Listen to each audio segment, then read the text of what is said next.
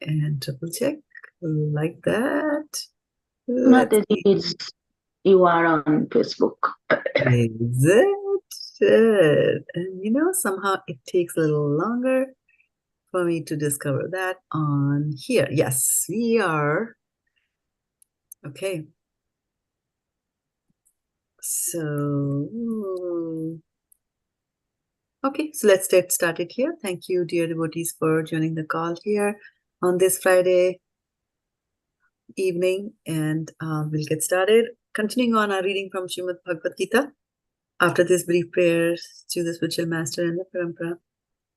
Om Jnanatimirandhasya Jnananjanashalakaya Chakshurunmilitam Yena Tasmai Shri Gurave Namaha.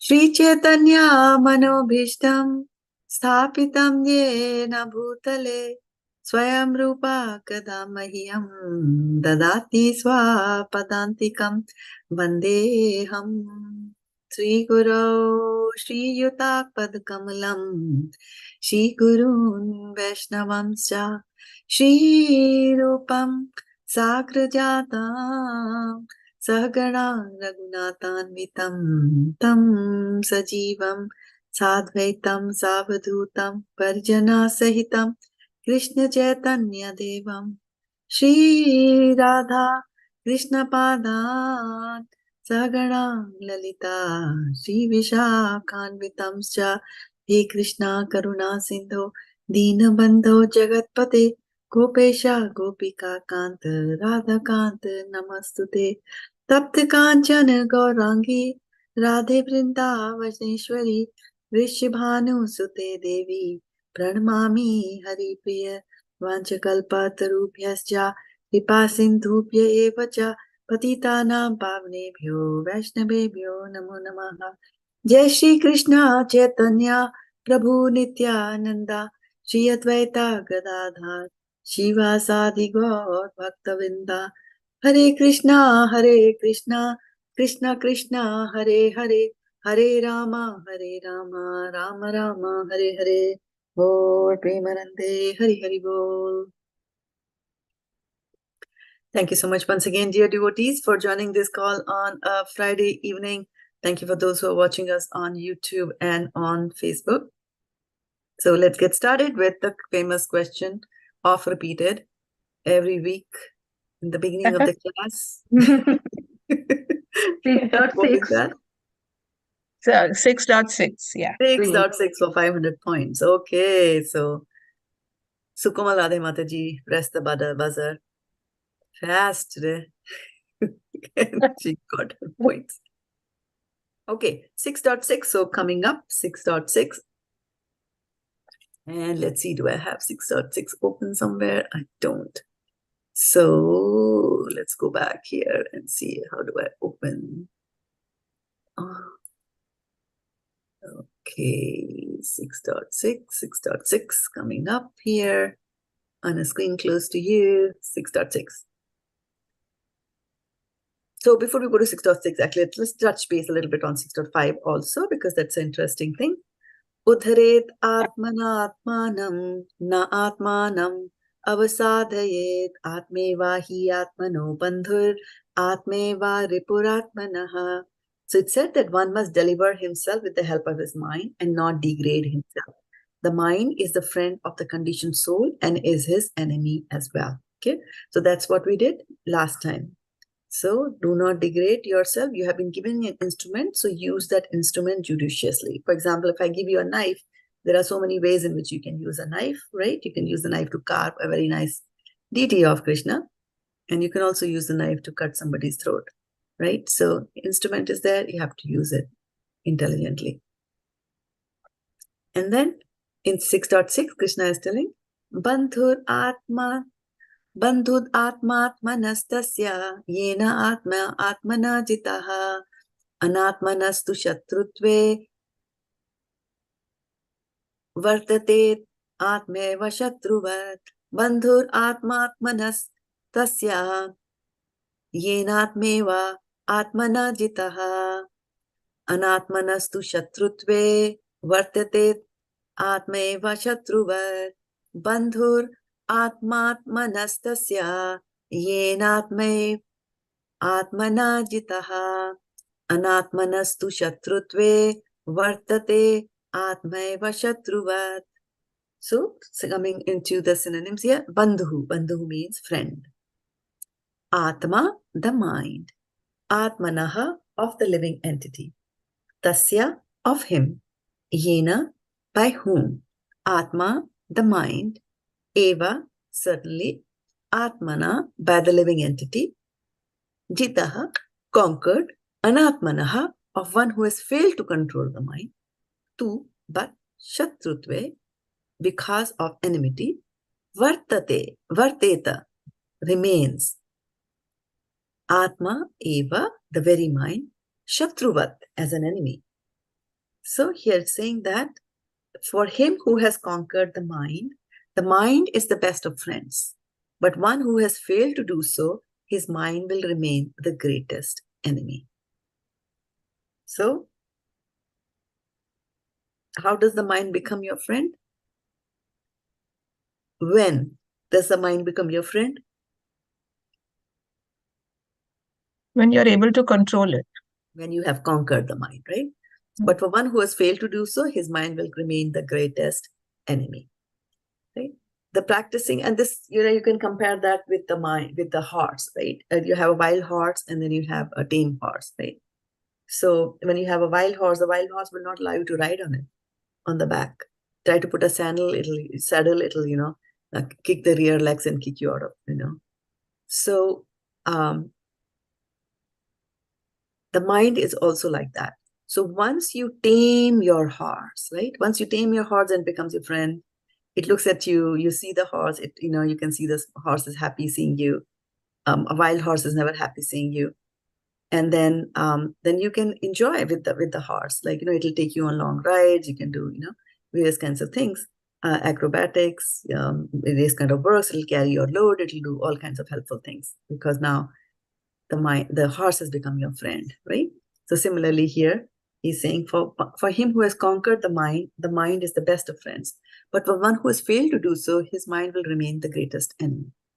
Purport by Srila Prabhupada ki jai. The purpose of practicing Eightfold Yoga. All right, Eightfold Yoga. What are the 8 limbs of Eightfold Yoga? Ashtanga Yoga. Can we have them, please? One by one. Yama. Yama, very good. Niyama, Prana. Niyama. Okay, very good. Prana. Asana, Asana, Asana, very good. Pranayama, Pranayama, very good. Pratyahara. Pratyahara, very good. Dharana, Dharana, Dhyana, Dhyana, and Samadhi. and Samadhi. Okay, good. Right? So you see that these are the 8 limbs of mystic yoga. So the purpose of practicing means you have to do it over and over again, right? So if you remember 6 weeks ago, when we started talking about this Ashtanga Yoga, we were like, oh, so what are those 8 Ashtanga Yogas, limbs of Ashtanga Yoga? We didn't remember. And now you're all set, reciting it fluently. Why? Because over these few weeks, we have practiced the names over and over again. So here also they're saying the purpose of practicing Eightfold Yoga is to control the mind. So mind is the center of Ashtanga Yoga. To control the mind in order to make it a friend in discharging the human mission. Unless the mind is controlled, the practice of yoga for show is simply a waste of time. One who cannot control his mind lives always with the greatest enemy. And thus his life and its mission are spoiled. The constitutional position of the living entity is to carry out the order of the superior. As long as one's mind remains an unconquered enemy, one has to serve the dictations of lust, anger, avarice, illusion, etc. But when the mind is conquered, one voluntarily agrees to abide by the dictation of personality of Godhead, who is situated within the heart of everyone as Paramatma. Real yoga practice entails meeting the Paramatma within the heart and then following his dictation. For one who takes to Krishna consciousness directly, Perfect surrender to the dictation of the Lord follows automatically. All right. So then it was a very interesting statement that Prabhupada is using over here. And he says, one who cannot control his mind lives always with the greatest enemy. And thus his life and his mission are all spoiled. Right? So very interesting thing. Of course, here we are talking about mind as a friend and then mind as an enemy. When you conquer the mind, it becomes your friend. And when you don't conquer the mind, it continues to remain your enemy, which basically means that when we come into this material world, at that time, the mind is our enemy. And why is the mind our enemy? Because we trace back to our origins, which were in Golok Vrindavan. It was our mind that helped us rebel against Krishna's injunctions to serve him. So we said, no, we don't want to serve together with you. We want to serve separate from you. So Krishna said, okay, fine. Now you want to enjoy that? Let me make suitable arrangements for you. So that's why we all are here, right? Fallen down into this material world. So the interesting thing is that, if you have an enemy around you, right? And there is no way that you can remove that enemy from that position, right? You cannot. You cannot take your mind and, box it and then throw it into the ocean. It goes with you everywhere. Even after death, which is leaving the gross body, the mind still carries over to the next birth, right? In the form of subtle body. So mind is there for us all the time. So our enemy is there all the time with us. Okay.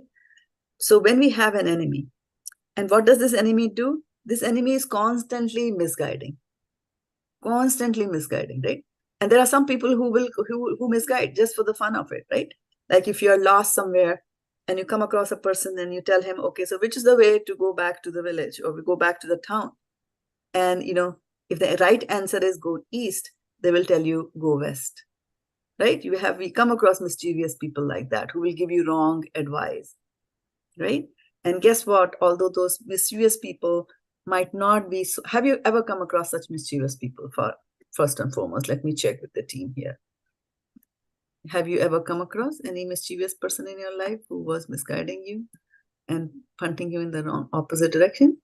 Yes, Mataji. Yes. Mm-hmm. Right? Yeah. Yeah.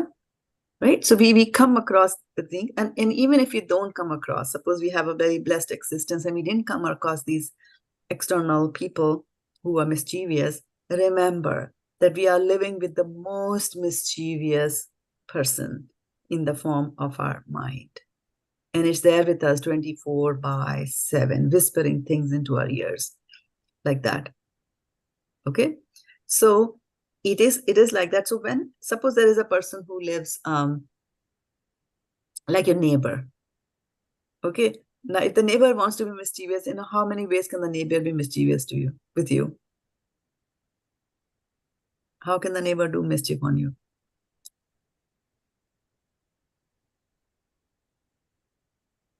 Can your neighbor do any kind of a mischief? Yes or no? Yes, Mataji. Okay, you're thinking of examples? Mataji. Yes. Yeah. You have good neighbors. There will be different kind of disturbances, but I am not exactly sure how to put it in mischievous ones. Like they will give disturbances, kind. Yeah. They give disturbances like? Yes, Mataji. I can give one example. Like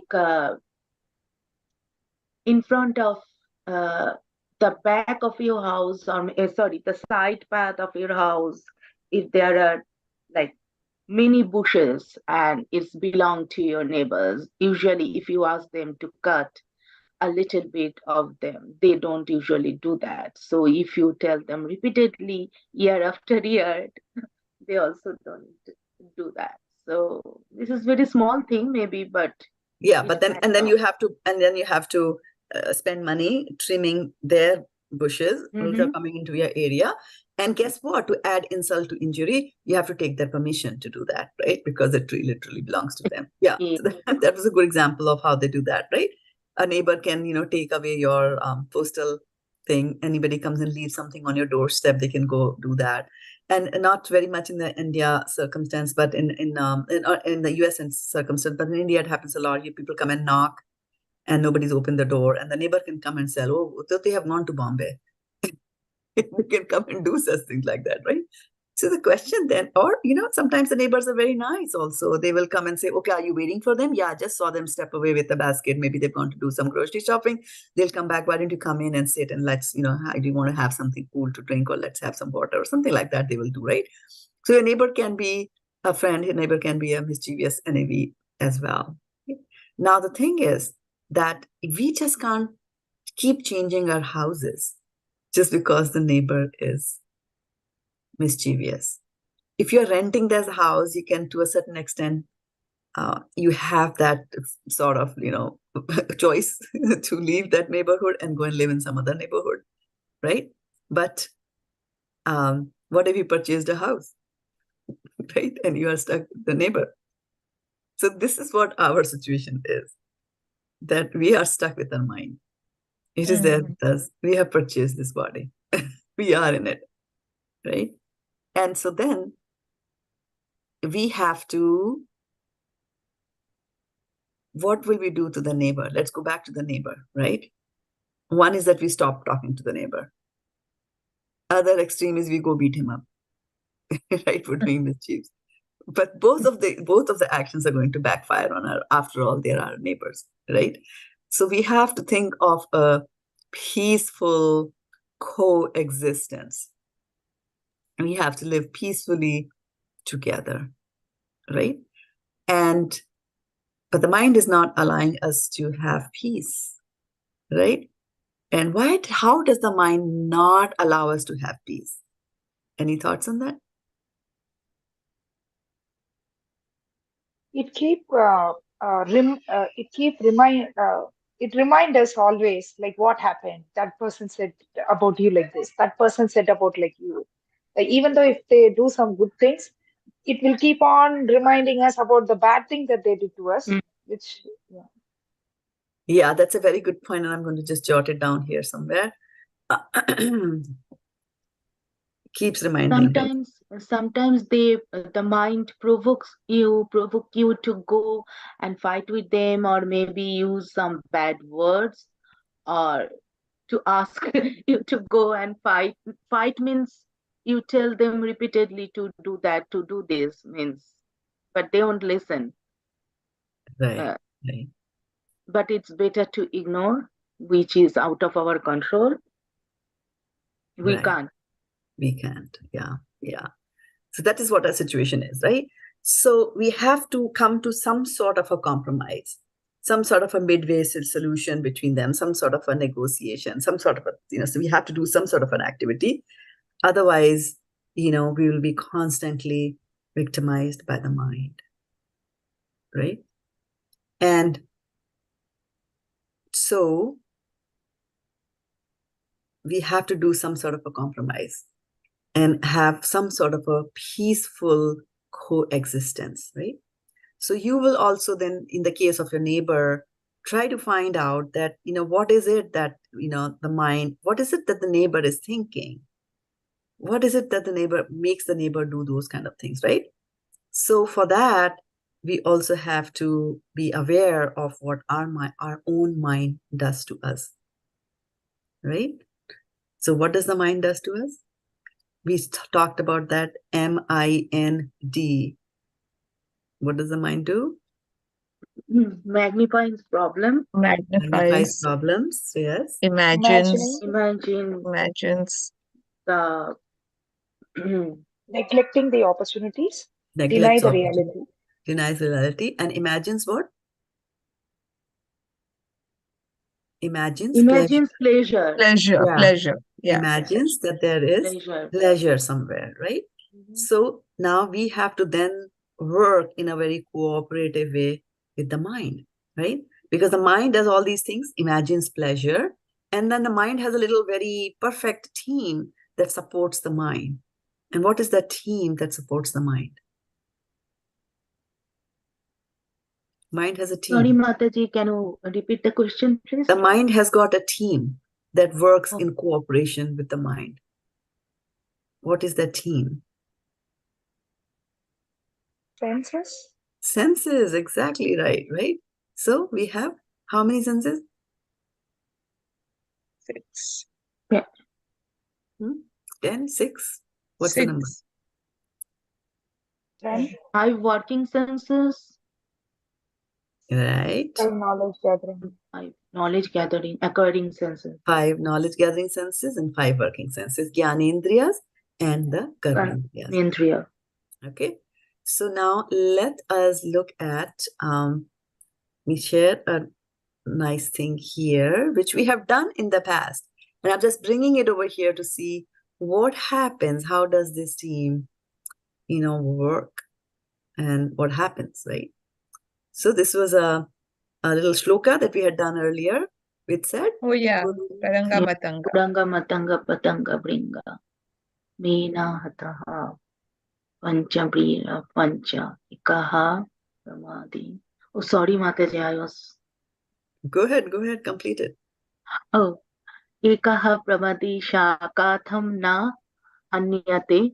Iya shivate panchavihi eva pancha. Pancha, right? So kuranga matanga patanga bhinga meena hataha pancha bhireva pancha eka pramadi sakatham na hanyate yasevate pancha bhireva pancha. So kuranga is the deer.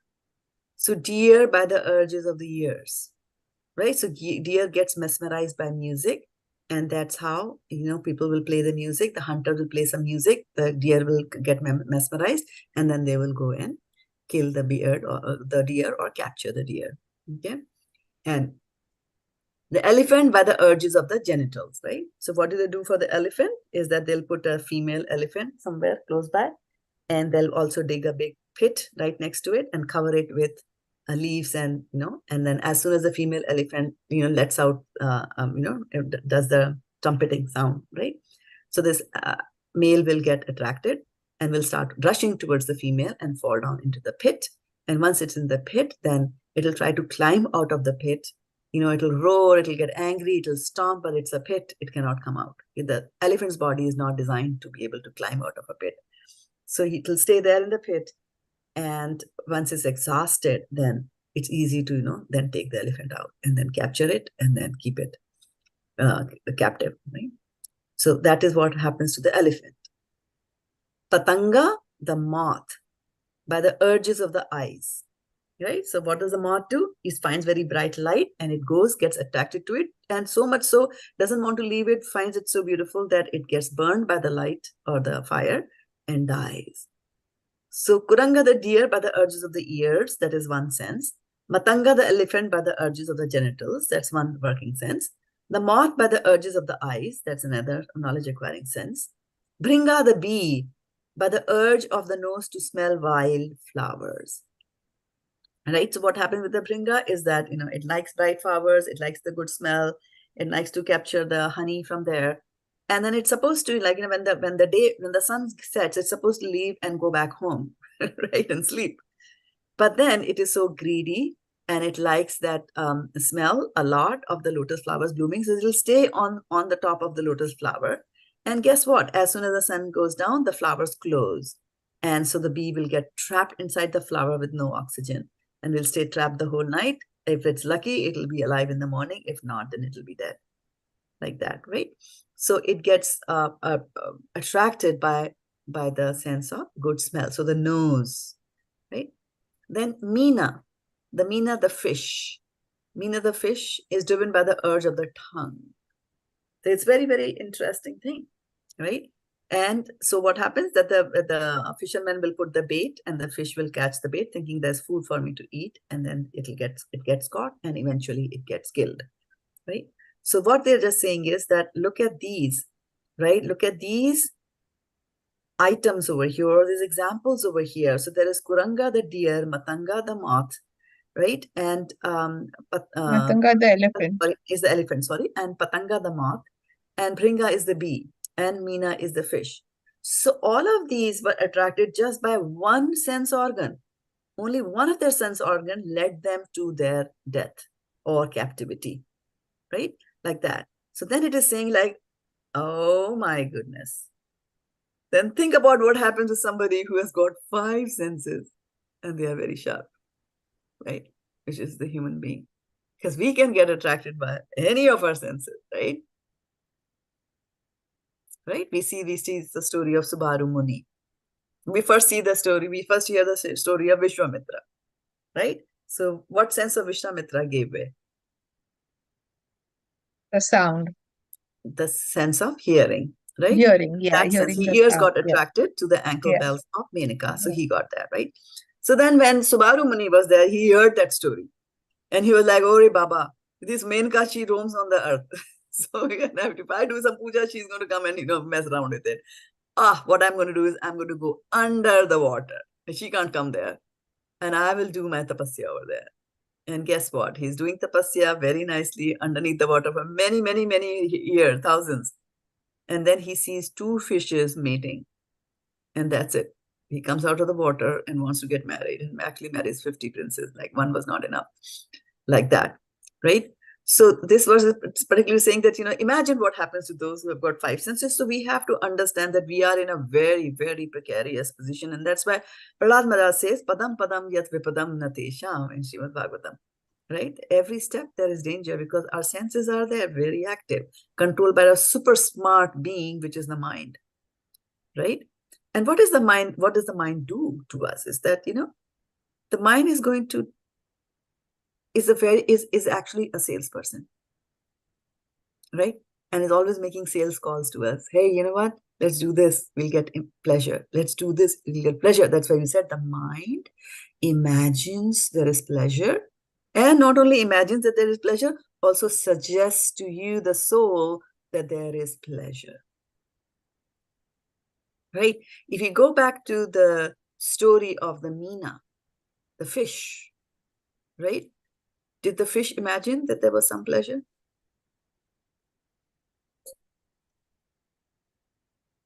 How does the fish meet its death? Sorry, Mataji, this is which story, by- Mataji?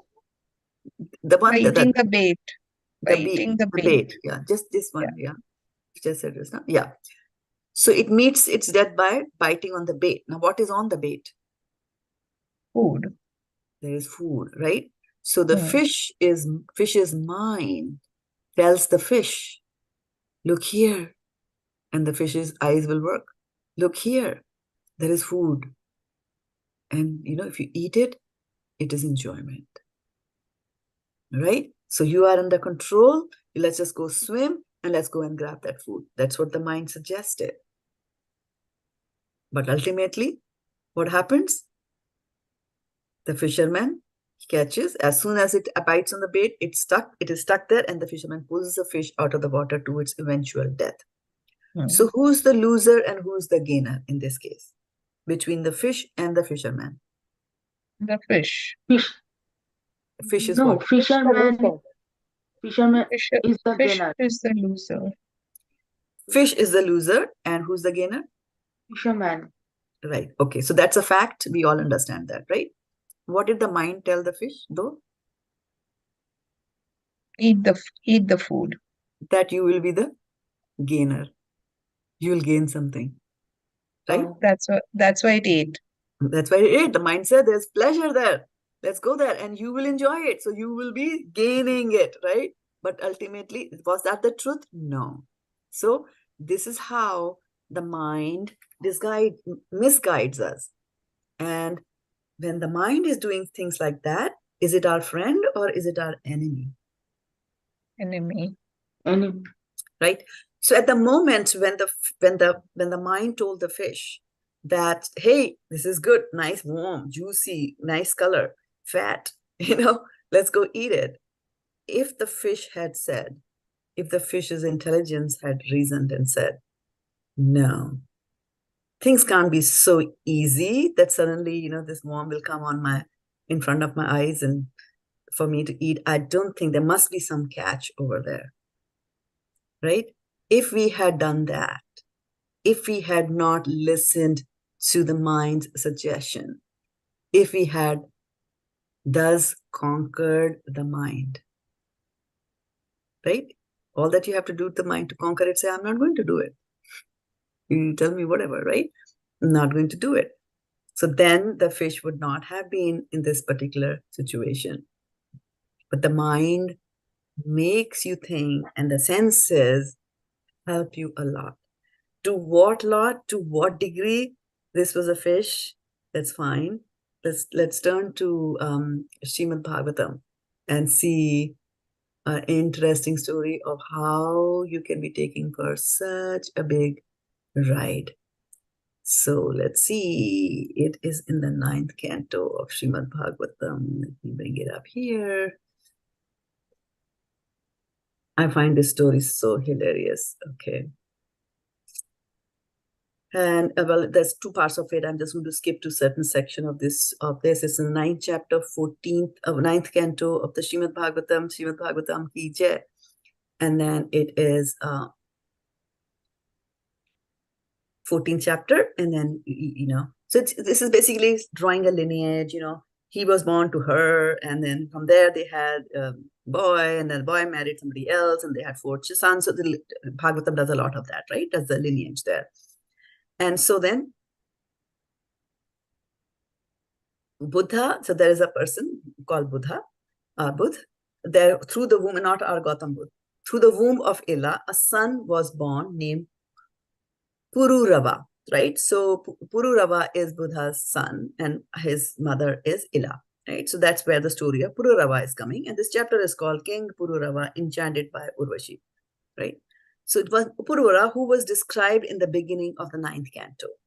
When his beauty, personal qualities, magnanimity, behavior, wealth, and power were described by Narada in the court of Lord Indra, the celestial woman Urvashi was attracted to him. Pierced by the arrow of Cupid, she thus approached him, right?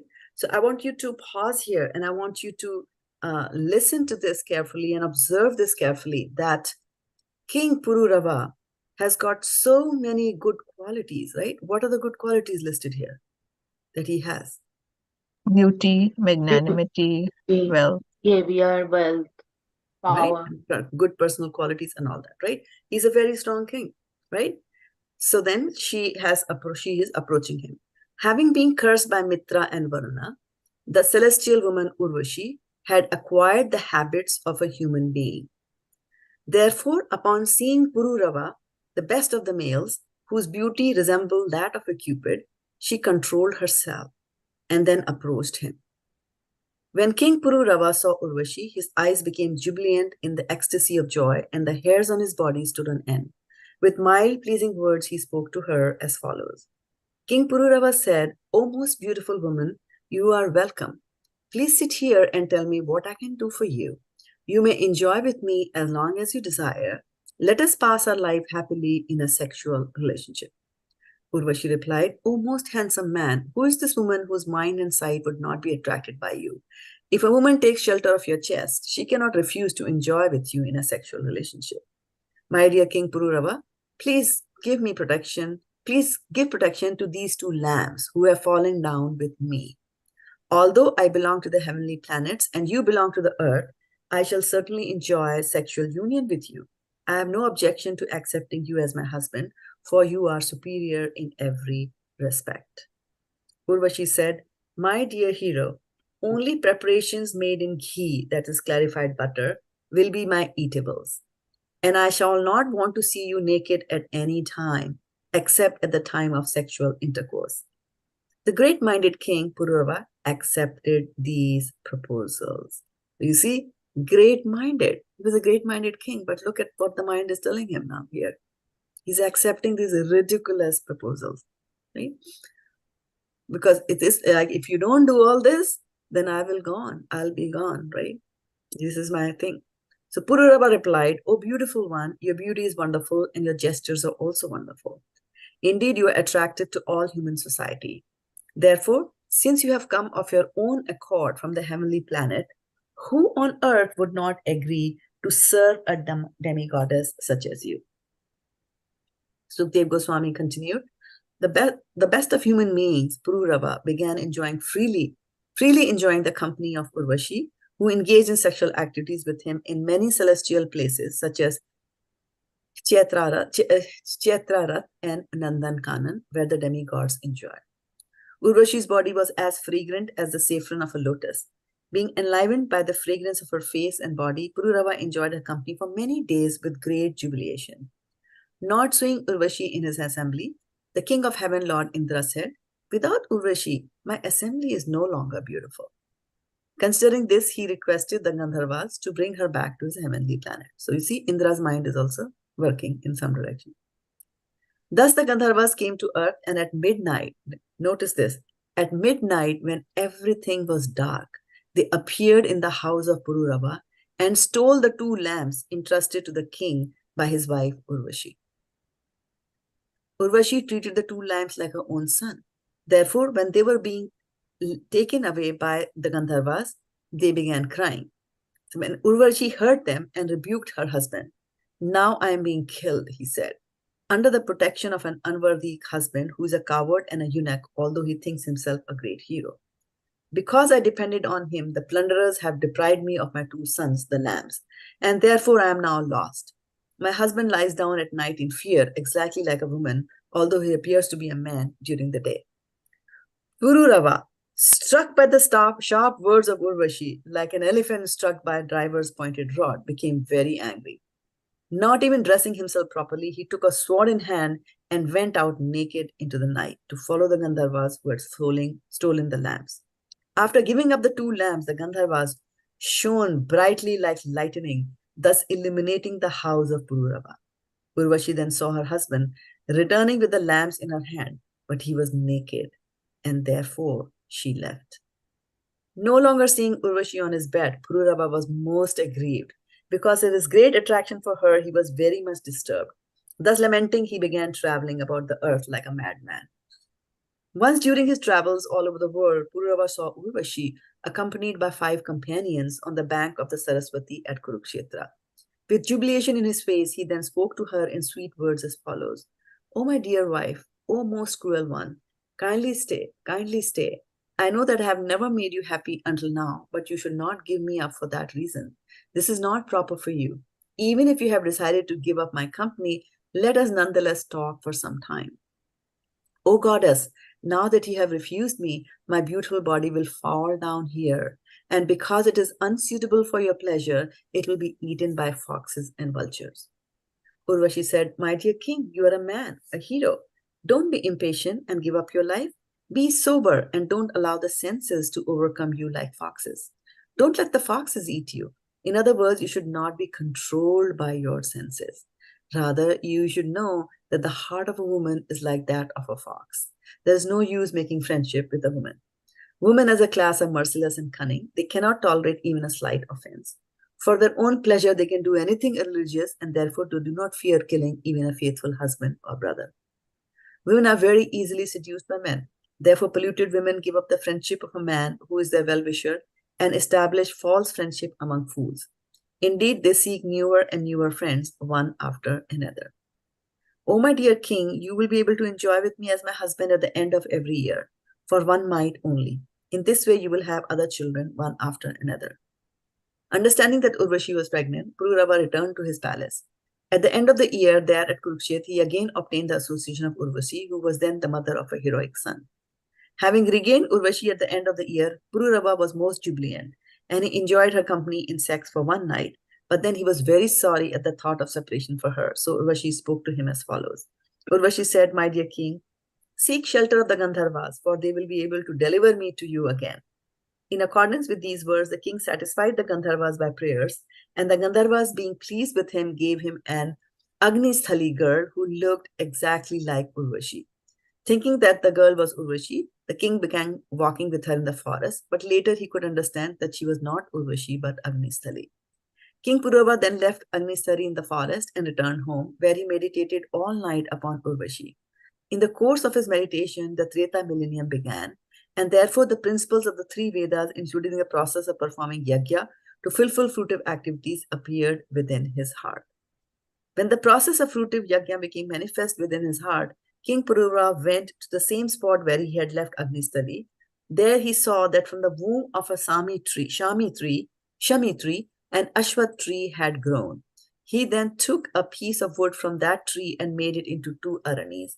Desiring to go to the planet where Urvashi resided, he chanted mantras, meditating on the lower arani as Urvashi, the upper one as himself, and the piece of wood between them as his son. In this way, he began to ignite a fire. From Pururava's rubbing of the aranis came a fire. By such a fire, one can achieve all success in material enjoyment and be purified in seminal birth, initiation, and in the performance of sacrifice, which are invoked with a combined letter Om. Thus, the fire was considered the son of King Pururava.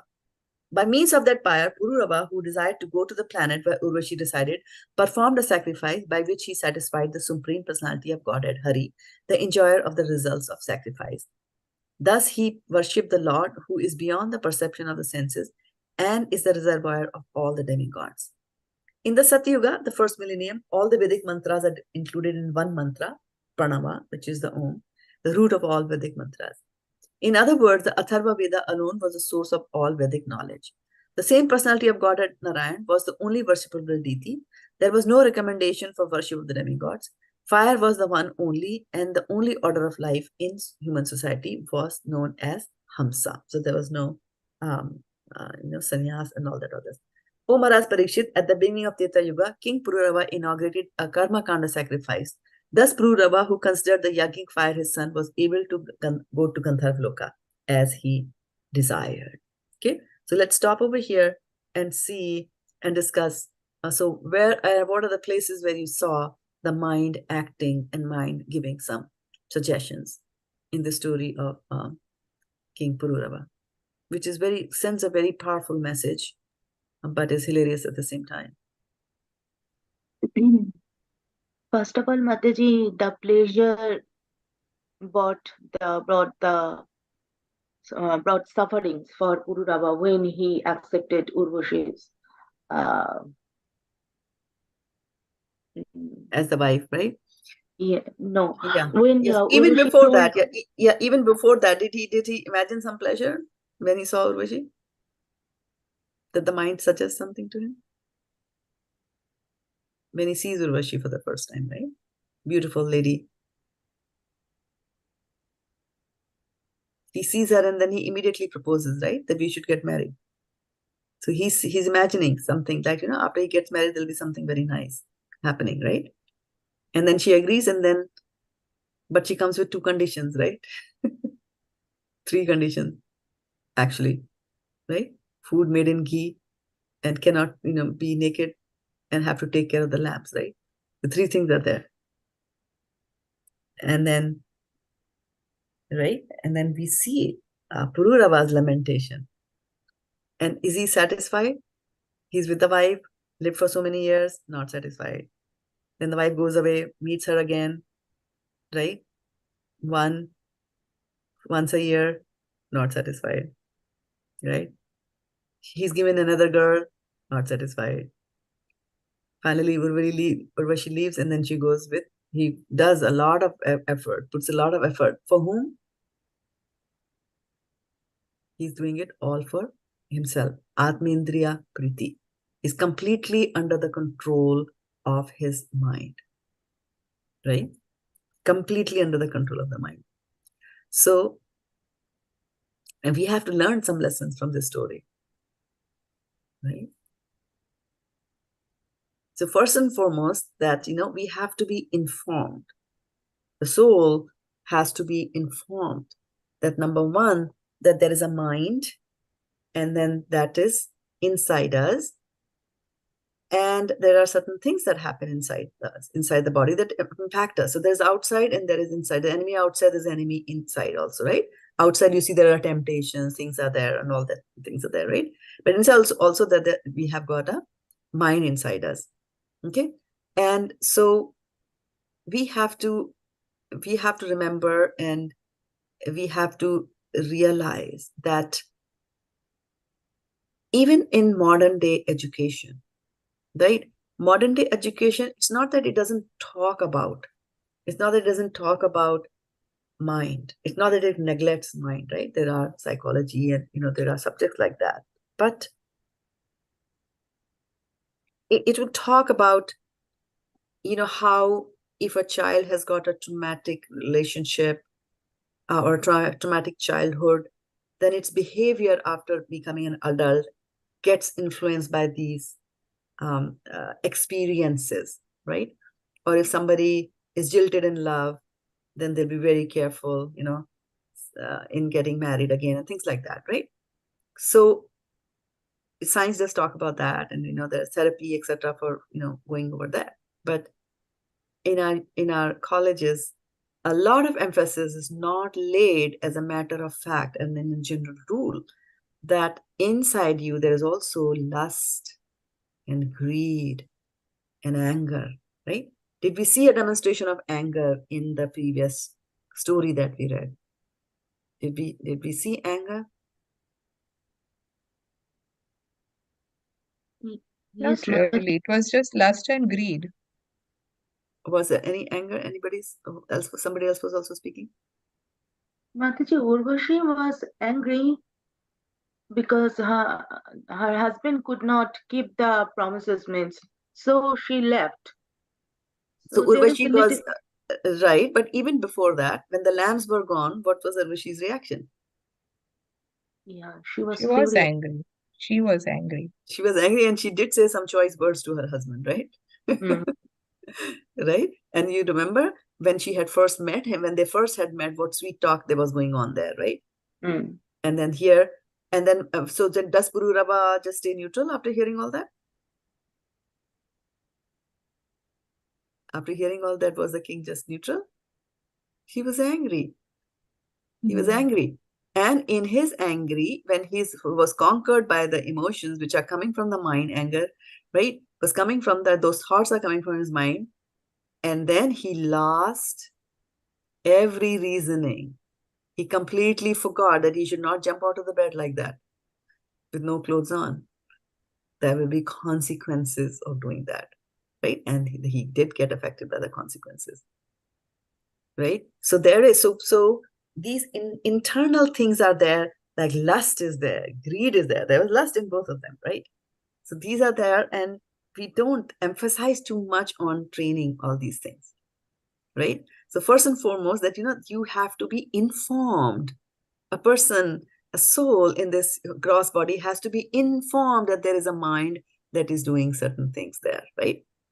And then after you are informed, so big deal, right? If I tell you that, hey, you know what, there is a snake which are right behind you, that's information. But it doesn't necessarily remove you out of the danger, right? So to get out of that danger, you have to do something, right? You have to do something. You have to reform that situation. So now your enemy is your mind, so you have to reform your mind. Okay?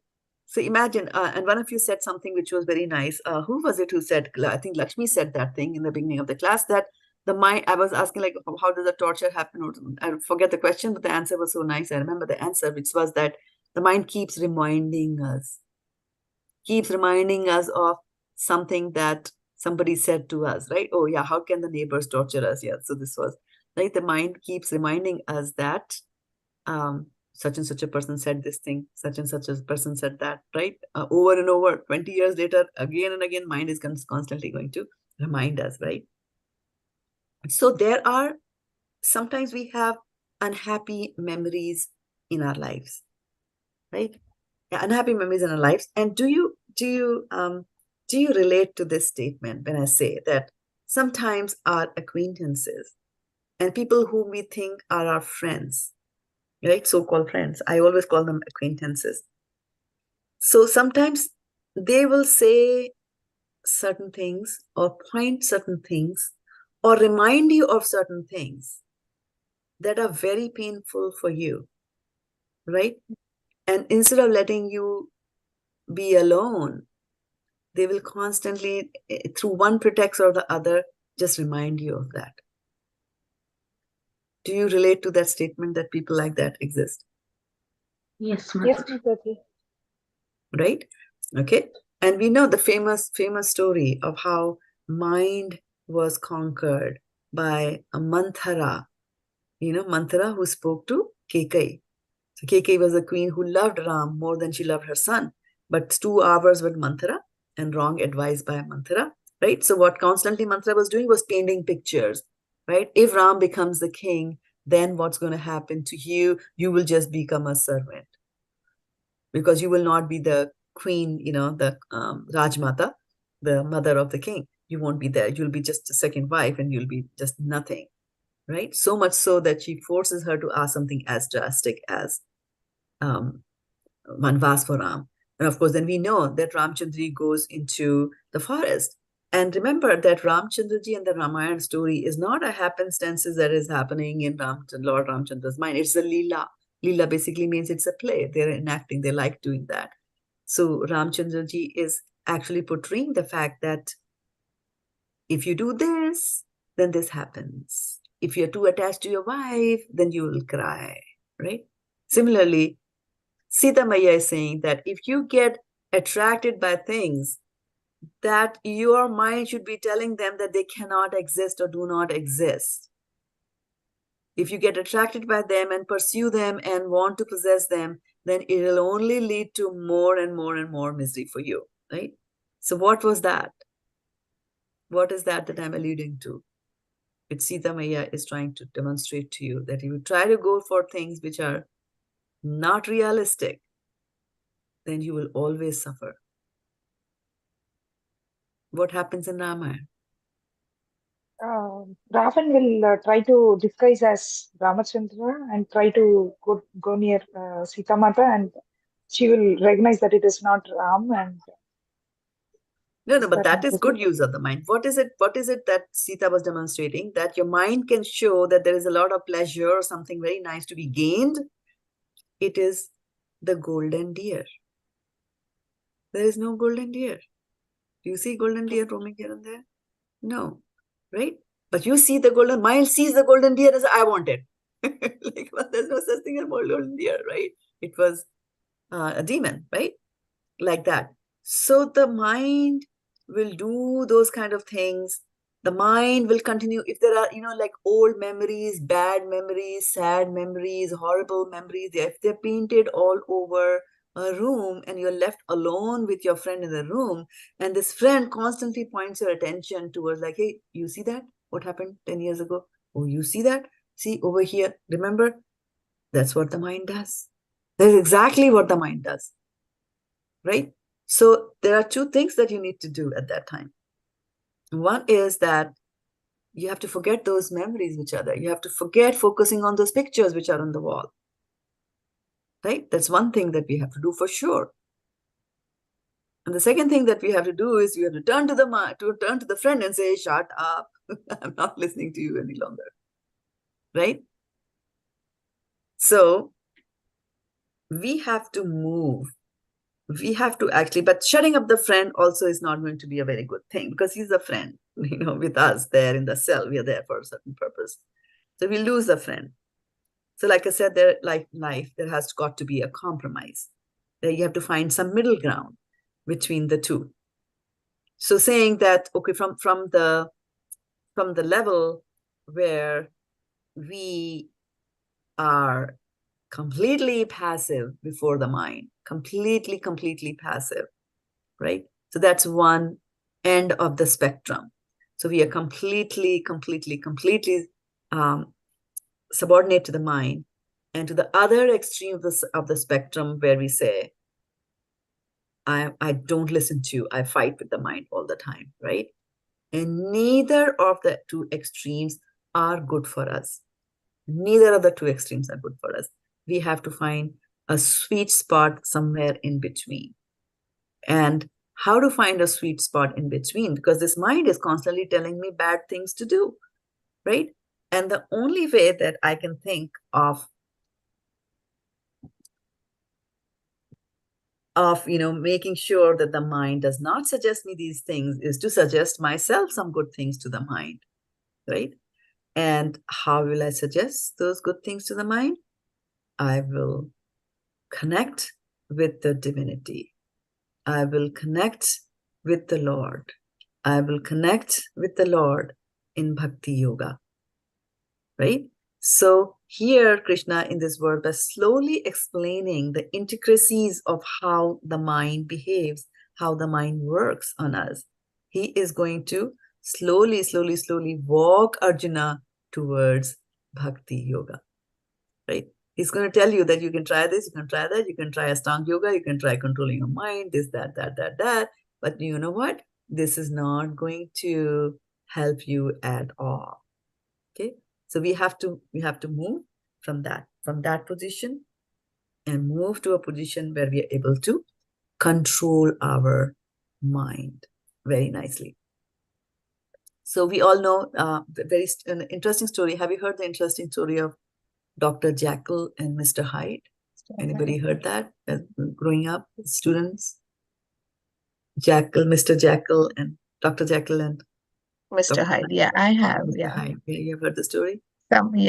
One persona in the day and then another at night. In the night, right? Yeah. Yeah. So it's a very interesting thing, I just extracted that from the internet and I'll just read it for the benefit of others who might not have been involved with this story. So here. So in the gaslit streets of Victorian London, Dr. Henry Jekyll, a respected and mild-mannered scientist, became consumed by the idea of separating the dual natures of good and evil within the human psyche. Driven by insatiable curiosity, he concocts a potion that he believes will isolate the darker aspects of his personality. One fateful night, Dr. Jekyll drinks the elixir and transformation is immediate. His body contorts, his face twists, and he becomes a sinister and malevolent Mr. Edward Hyde. Unlike the benevolent Dr. Jekyll, Hyde is a creature of pure impulse and malevolence. As Hyde, Jekyll indulges in his darkest desires without consequence. The more he surrenders to his alter ego, the harder it becomes to control the transformations. The mysterious and violent acts committed by Hyde begin to draw the attention of the authorities, leaving the good doctor in a perpetual state of fear and anxiety. Jekyll struggles to maintain his dual life, but the line between the two personas blurs. Thus, transformations become unpredictable and Hyde's actions escalate in brutality.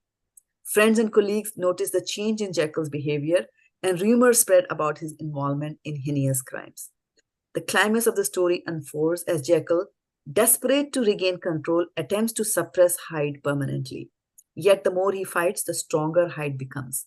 In a gripping revelation, Jekyll realizes that the potion, the Amrit that he created, not only unleashed his darker side, but also gave it a life of its own. In a final desperate act, Jekyll writes a chilling confession detailing his experiment and the monstrous consequences. As he transforms into Hyde for the last time, the authorities close in on him. The story concludes with the discovery of Jekyll's lifeless body, and the elusive Mr. Hyde is nowhere to be found. Dr. Jekyll and Mr. Hyde remains a timeless tale, exploring the inner struggle between good and evil and the consequences of tampering with the delicate balance of human nature. The legacy of Jekyll and Hyde serves as a cautionary tale, warning against the dangers of unleashing one's inner demons. You see, It's a very good comparison, Shraddha Mataji. Yeah. with what we are talking about, what the Shastras are saying exactly, right? So this is what our injunctions from the Shastra here are, that he tried to fight Mr. Hyde. And that's what I'm saying, that don't try to fight your mind.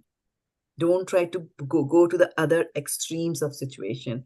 Do substitution. Bring in divinity. Here, Dr. Jekyll took everything in his own hands. And this is a classic example of, whatever we do in this material world leads to disaster somehow or the other. In this case, it led to his death, right? He died like that in the end. So we have to remember that, his mind, our mind will take us to various kinds of places. Yeah, yasyasti bhakti bhagavati akinchana sarve gune tasya samasate suraha harava bhaktasya kuto mahadguna manorathena sthit dhavato vahihi. So he's saying that, who's a devotee of the Lord gets the good qualities of the demon. But then one who is not harav abhaktasya, one who is not a bhakt of the Lord, kuto mahadguna, where are any good qualities on that person? All that person does is manorathena sthit, man rath, the chariot of the mind. Chariot of the mind travels very, very fast. So he sits on the chariot of the mind and he goes here and there outside. But what we have to do is we have to take ourselves inside. What is our mind taking us to? Ultimate hell. Look at the story of Dr. Jekyll and Hyde. Look at the story of Subaru Muni, right? Look at the story of King Pururava, right? They thought there was pleasure. They imagined that there was pleasure. They got attracted to it. And they allowed the mind to take us to hell. They allowed themselves to be carried to hell because taking the dictation and being complete and passively subordinate to the mind, they allowed the mind to take complete control of them. And the more we allow the mind to take us to hell, the mind will not allow you to come back from there. Do you remember that thing, right? So the key point here is that we have to constantly engage our mind in constructive manner. Constructive, there's only one construction, and that is Krishna consciousness. That's the only good thing that we can do here is devotional service. Rest of all, we have to do to sustain ourselves, but that's not the big thing, right? Because as soon as you stop working constructively, your mind is going to start working destructively, right? That's why later on Krishna will say, Manmana bhava madbhakto, madhyaji mam namaskaru, right? To put your mind on me. And don't think that I am something and I'm going to do that, right? Chetasa sarva karmani, mayi sanyasya matpara, buddhi yogam upashritya, mat chitta satatam bhava, right? Api chetam ahamkaram, na shroshyati vimamshati. So if somebody is out of ahankar, does not want to surrender to the Lord, then he gets nothing but disaster in the end, right? So the key from this today's verse is that the mind, if you conquer the mind, like how Dhruv Maharaj conquered the mind, right? Don't we think that Dhruv Maharaj was a small boy, that the mind would have said, hey, you are in the forest, let's eat berries, and let's go do this, and let's go do that, right? So, Hare Krishna, Arune. So, but he controlled the mind, right? On the other hand, we heard Vishwamitra, Subaru Muni, all at Pururava, all these are stories of people who are not controlling the mind, right? And Bhagavad Gita itself is a classic story of how Arjuna's mind, the first one is Arjun Vishad Yoga. Vishad means distress. Distress means mind is acting, mind is taking control of you. Mind is painting that, bad picture. And it also imagine pleasure. Because Arjuna says in the first chapter of Bhagavad Gita, Kinno bhogena rajana, how will we enjoy the spoils of the war, right? If our relatives are dead. Well, excuse me, have you forgotten about your relatives? What your relatives had been doing to you all along, right? They took your brother and poisoned him and threw him into the river. They put you into a house made of lac and they set that to fire. They brought your wife and then tried to disrobe her. You want to live and you're still thinking that you will enjoy life with them? What kind of a ridiculous act is that, right? So Arjuna is depicting that, how typically our mind works. And then towards the end of Bhagavad Gita, after really reading and listening to the Bhagavad Gita wisdom from the lotus mouth of Lord Krishna, Arjuna then says, Karashyami tava vacha, I will do whatever you tell me to do. And that is what we should also be thinking all the time, that, this is what I'm going to do. This is what I'm going to do. Just focus on Krishna. And focus on Krishna consciousness, the mind will slowly get tamed and become your friend, right? Up until you don't do that, the mind will continue to be your enemy. It'll continue to come up with certain, suggestions, and you have to constantly do some sort of negotiations with the mind. And how you can negotiate with the mind, depends on how much of a spiritual knowledge do you have.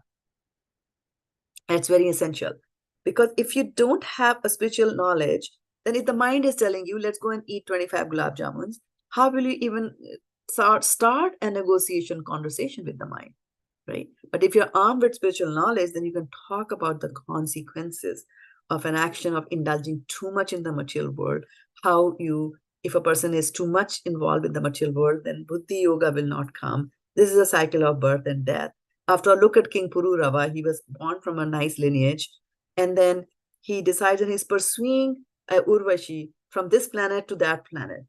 And if he had the wisdom of Bhagavad Gita, right, that comes from 9th chapter, Shine Punne Marte Lokam Vishanti, to understand that I'm doing all these karma kandi activities, right? In the middle of his life, the yuga had changed, right? From the Treta, it had come to Satyagata Treta, right? The Dwapar, and where the yagyas thing had started coming, right? So when they're going to do the yagya, then and he started doing karma kandi yagyas for your own self, right? So he started doing that. But if you're armed with knowledge, spiritual knowledge, then you won't even think of that. You will say, no, I'm just doing this. This is a cycle of birth and death. If I go and get Urvashi again, what's going to happen? She's going to die at some point in time, maybe a long time, but she will. If she doesn't die, I will, because she's a heavenly planet person. She has a longer life. But Pururava was here on this planet. He doesn't have that longer life, right? He'll certainly die before Urvashi. And then what will he do? Be born again and again and again, and what's like a hamster going on and on and on and on and on. So that should not be our mood, right? Our mood should be that we'll conquer the mind, but not with a stick like that, but we will reason with the mind using the sword of Shastric injunctions and Shastric knowledge. That's what we'll do. So I'm going to stop over here and take some last minute comments and questions. Are there any? Mataji, I want to ask something, though you mentioned it many times today's class, but still, like, actions are louder than words. We always hear that and know that. But it's very difficult to accept, because people, while they are doing good job, or means while they are behaving properly, or maybe doing very good to us, but still their words hurt us like anything. So why, like Lakshmi Mataji told that we cannot forget that, the something from the past, the bitter thing, but their actions are good in present. But why we always go back to that situation? Why we can't forget that? Forgive is a very distant thing, but first you have to forget a little bit. You have to be a little bit but you are very rigid. Why? Right. To forgive, you have to first to forget. You have to first forgive. And unless you don't forgive, you can never forget. It'll keep on coming, like how Lakshmi Mataji said, it'll keep on coming again and again, right? Now the question is that, how can I forgive? They said such a bad thing, right? And that is why where I'm saying that you rely on the scripture, okay? Because scripture will say, okay, somebody said, oh, I don't like the way you eat. I don't like the way you chew chapatis. You make a lot of noise with your mouth, right? And they said that in the middle of a party, okay? We are hurt. Cannot forget that. 50 years later, it still haunts us, right? But if you look at it from the Shastric injunction, who said what to whom? Who said what to whom? Then the Shastric injunctions are telling you that the man is criticizing the gross body. After all, how a person eats the food is determined by the gross body. Some people will naturally make a lot of noise when eating food. Some people won't. Some people will open the mouth wide. Some will take small bites. It's completely, the kind of body that we get, right? So when insults are hurled at us, we can, from Shastric injunctions, and not injunctions, from Shastric evidences, we can sort this out in our mind. In our mind, we can sort it out that, oh, he's just talking about the gross body. Oh, it's so sad. It is so sad that this person is still entangled in the concept of a bodily life. That is why, if you are entangled in the concept of body life, that's why you will be very concerned, right? If you are thinking all along that I am the body, then you like to have nicely ironed clothes, expensive clothes, beautiful jewelry, beautiful makeup, all that kind of stuff. A wrinkle comes and then we go crazy, then we rush to the plastic surgeons and we do all those things. Why? It's a bodily concept of life. But if you realize that I am not that, I am actually a soul. And who is number one? Eternal. And number two, I have nothing to do with this body. This is my vehicle. I am not my body. It's only when I think that I am this body, it is at that time will I start feeling bad when people say things to my body. Right? So how do we get that? How do we get to that situation where we can start thinking about it? Because our mind is constantly bothering us. It's constantly bothering us. Even though you heard this in the class, even though you heard this answer so many times in the last 10 years, still the mind is troubling you. Still the mind reminds you. So then the problem is not you. The problem is not me who's giving the answer. The problem is your mind, right? So mind has to be then purified through practice, sadhana, bhakti. And we talked about that last time, that mantra, right? One that delivers your mind. So when the mind is constantly thinking like this person said this person said that, the mind itself is in a very lower consciousness. It's not a high consciousness. When a person is in a low consciousness, then the agitations are there. It's a mode of ignorance. But when you forgive them, and then you raise to a higher level of consciousness, then these thoughts are not going to bother you at all. And how are you delivered like a pizza from a lower level of consciousness to a higher level of consciousness is through mantra, through the sound vibrations, right? In Kali Yuga, Hare Nama, Hare Nama, Hare Nameva Kevalam Kalau Nastyeva, Nastyeva. So you might just think that, why does Shraddha Mataji constantly give me that answer? The her solution is one solution for every patient. If I have one medicine for every patient, you do take this mantra, you chant it. That is what it is. It's the yuddham. That's all actually we can do. Pururava had a big yakya. We can't even have that. We can't even cook our food. That itself becomes a chore for us. That thing is not there, stamina is not there, material is not there, intention is not there, will is not there, good priests are not there. So that's why we say, just chant the holy names of the Lord. Because the name is non-different from the Lord. Right? So it's a constant struggle. It's a constant struggle, and you cannot fight the struggle alone. So you have to constantly go to Krishna Katha, listen to places where the acharyas will be repeatedly telling us this, that you have to forgive.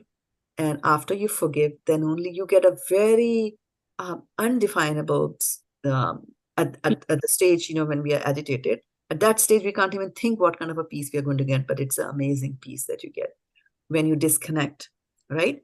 And another thing to also very remember is that you can also look at it from a karmic perspective, that why are we saying that this person is behaving rudely to me? Do we even know what we did to them in our previous birth or earlier in life? We don't know.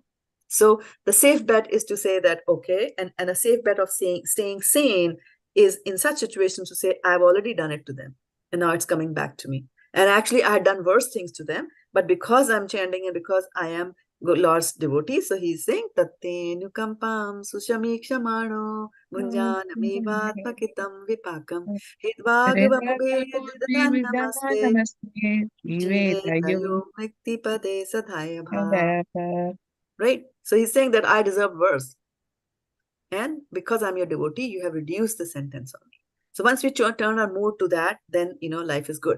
However, if we do not do that, what if it is the first time that they're doing it? You are giving me this dose and you're trying to pacify me into thinking that, oh, I already did. No, my mind doesn't accept that. This is really, really the first time that this particular person is behaving badly with me. Now tell me, how do I handle that? Well, you have two choices. The first choice is you can retaliate, right? And the second choice is you can forgive.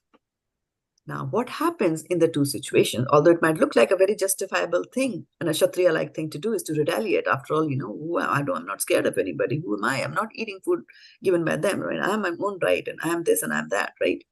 So who are you to say that? Speak like that to me, right? So yes, you can take it on. And then the moment somebody does something bad to you and you return it back to them, you are starting a chain of karmic reactions. Because that person is also going to retaliate. And then you will retaliate because the consciousness is like that. And then he will retaliate, and then she will retaliate, and then he will retaliate, and then she will retaliate. Like that, it goes on for millions of births, like that. Again and again, again and again, over and over again. Right? On the other hand, if you look at it and say, no, I forgive, then immediately you have stopped the karmic reaction. Why? Because that person, you have already forgiven. Now, what more can that person do? They can come and say something more to you, but you again forgive. And that's it. And forgiving others actually is for your own peace benefit. of mind. Yes. For your own benefit, is not for others. They don't care. They already did it. Okay, does that help you, Satapa? Yes, Mataji. Yes, Mataji. Correct. Okay, tell me one thing. That you Yeah. have been in almost 10 years, right? Coming to these Yeah. classes. Do you see any difference in yourself? Yes, Mataji. Lot. That's it. That's it. Yes. Yeah. So that is it. Really. Yes, but sometimes you know what happens, where we stand, we fall down. Means me. I'm talking about me. We fall down and we forget about everything. We forget, means what we have learned, what we are reading, what we are listening. So that time it's very disturbing, and then it forces you to think, yeah, why this is happening, why she told, why that person told a lie about me, and that what I did not do. So that questions come. So that is the Yes. And that is the time, through suitable practice, you start to observe your thoughts. Don't go along with your thoughts, right? Don't go along with your thoughts. When the thought is coming that, again, why did that person do? Why did the person do? Now you start observing the thought and say, okay, so the mind is working like that. There was a stimulus from outside, and now the mind is proposing all these thoughts. All these thoughts are just coming being presented to me, but I'm smart. I'm not going to succumb to this temptation, right? And then suppose we succumb to that temptation, that the mind said, okay, this will be a good idea. You should go back and then give it bang on the head. And we do that. And we do that. So now it's a fall down, because we were practicing not to do it and we fell down, right? So when such a situation happens that we fall down, the focus should not be on the fact that we fall down, that we fell down. The focus should be on how quickly can we get up. To get up. Right? So don't dwell too much on the fact that you fell down. Don't dwell too much on the fact that, oh, I was practicing and this man came in, or my woman came in and pushed me, or, provoked me, and I lost my anger. But then the question is, how soon did you come out of that anger? Because even Shastra says that anger for more than 24 minutes is very bad for health. So you can have that. So that's what I'm saying, when you're armed with the Shastric knowledge also, and what does the anger do? Who does anger consume? Anger only consumes you. It doesn't consume anybody. It doesn't do anything to the other person. Right? You remember the story of Sati that we read the other week? Sati was angry with Shiva, that she was looking at him as if from her eyes she would kill him. Like that, she was angry. And who died? Shiva or Sati? Sati. Yeah. She died. Right? Yeah. So who had to give up the body? It's like that. So we have to be, just be observant. And that's why it's very important to be present in the moment, to see how this is happening. And I would strongly propose that, pray to Lord. We cannot do it all alone or by ourselves. Api chet swam ahankaram na shroshyati vimangshati. If somebody says from ahankar, I can do it by myself, that is going to happen to that person. They'll only fall down. That's what Krishna says in the 18th chapter of Bhagavad Gita. So take shelter of Krishna. And if at all you get angry, and then you're looking for a closure on that, right? Closure that, I did that mistake. I was not supposed to do it. I was not supposed to react. I'm a devotee. This doesn't become me, not my bhushan, not my ornament. And so what can I do now that I've done it? You can go and beg forgiveness of Krishna. You can beg Krishna and say that, Krishna, I should have had the understanding to see that the other person who is behaving badly to me is also your beloved child. So when you start looking at the whole world as Krishna's beloved child, and therefore they should be our beloved also, then even if they make, mistakes like this, like being rude and insulting to us, we will be able to handle that in our stride nicely, without reacting and without being provoked. So our sadhana bhakti and our practice basically is that between stimulus and the response, we try to increase the gap so that we have time to think it through. Right? And sometimes the gap is like 1 millisecond. But I tell you, the mind, the Isha Upanishad says, runs very fast, right? All the Shastras says the mind runs very fast. So this means that even if you give a millisecond to the mind in between the stimulus that you got from the external environment and your response to that stimulus, you have a time to think and make a decision. It happens very fast. And sometimes you'll fail. It's okay. You decide, because all these failures and the fact that you felt bad after these failures are also getting etched in your memory. So the mind also knows that the last time I did it, the soul did not like it. So then those kind of suggestions will also go away on their own. Yes, Mataji. Thank you so much. You're Thank welcome. You. All right, 10:30. Anything else before we call it a day on this call? Hare Krishna, Mataji. Prabhupada.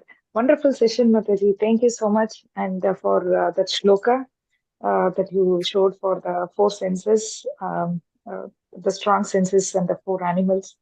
That's very, very nice, Mataji. Yeah, and it's I have one request, Mataji. As part of the series, could you please take, as and when you said that the mind will just sit on a chariot and it will start roaming, I immediately remembered the Puranjana story analogy. So if you could cover that, that would be really helpful to straighten sure, our we could. answer. Yes, definitely we could do that. We did cover that as part of our earlier lectures, but Bhagavatam is like that. We can keep on repeating it and we relish it more and more the more deeper we go into these stories.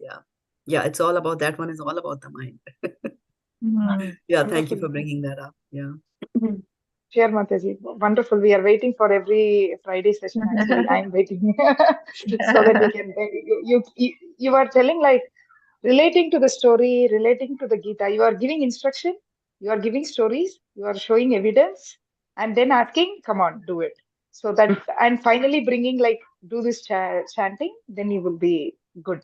So that really helps and motivates, Mataji. Thank you so much. Hare Krishna. Let's all stay together in this chanting business. Yeah. Till we get a taste for chanting, and then we like to chant spontaneously ourselves. Thank you so much, Shraddha Mataji, as always. Thank you. Hare Krishna. Mataji, I have one doubt, Mataji. I'm sorry if you have a minute. In 6.3, I think, last week I was about to ask, in 6.3 shloka, there is the word as sankalpa, I think. So that sankalpa means material desire you mentioned, even in Gita it is mentioned. But even for Damodar mantra, right, we take sankalpa. Purushottamama's we take sankalpa. So that means we are taking material desires as like with that intention, or what is that sankalpa? No. So what, when Prabhupada has done the translations in the Bhagavad Gita, we have to understand that he doesn't use the word translation, right? If I bring up any words, he uses the word synonym, right? When he gives the so-called word meaning, right? He doesn't use the word. So why? Because he will give you the translation in the context of what is being spoken about, right? So in the context of that particular verse, they are saying sankalp there means material desires, right? So he will translate that as material desire. In some other place, when there's sankalpa and it's a transcendental sankalpa, then he will translate that as, transcendental desire, like that.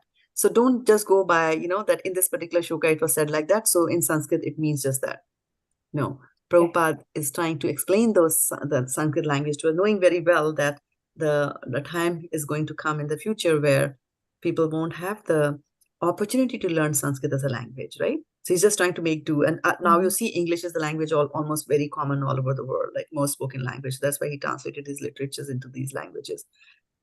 English in particular, he started with English to cover the majority over there. And then he's trying to, it's very difficult always. Translation is a difficult task. So always trying to translate from one language to another, you miss out on a lot of nuances. And he's trying to make the most of that by giving synonyms so that we understand in the context of where the verse is being spoken, like that. Thank you, Mataji. I Thanks need for to read. clarifying. Thank But you. good, you should be, you should be, you should be reading these things scrutinizingly. So I'm glad that you're paying attention like that. So, yeah. Hare Krishna. Okay, so it's 7:28, an hour and a half. We spent nice in this Bhakta association. So praying to the Lord that we continue to do that. Vanchakalpatarubhyascha Kalpatarubhyascha kripa kripasindhubhaiva cha patitanam patitanam pavanebhyo pavanebhyo vaishnavebhyo Gopremanande Hari Hari Bol. Bol. Thank Hari you. Bol. Thank you so Thank you, much. Mataji. Pranam. Thank you. Remember to do the Damodarashtakam today and light a lamp if you're not already Of done it. course. Of course. The sweetest part of Damodar month. Yes. Yeah. Yes, Mataji. Okay. Okay, Hari Bol. Thank you so much Hari joining Bol. us on the Hari Bol. internet. Dhanavad pranams.